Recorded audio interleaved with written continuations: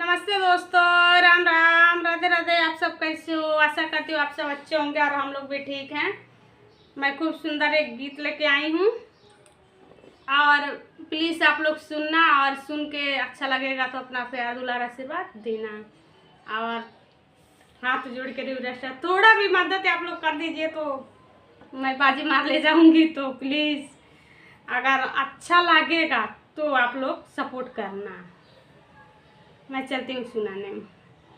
नदिया नरवा के किनारवा के बोवेला जो नारी, नदिया नरवा के किनारवा के बोवेला जो नारी, नदिया नरवा के किनारवा के बोवेला जो नारी।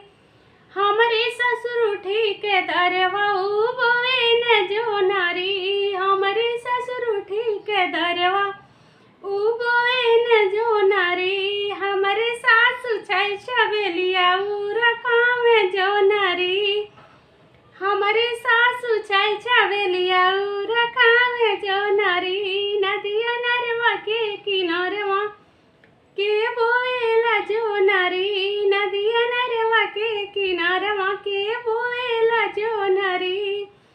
हमारे बसरुबाए मनबू बोए न जो नारी, हमारे बसरुबाए मनऊ बोए न जो नारी। हमारे जेठनी छै छबेलिया रखा में जो नारी, हमारे जेठनी छै छबेलिया रखा में जो नारी। नदिया नरवा के किनारवा के बोएला जो नारी, नदिया नरवा के किनारवा के बोएला जो नारी।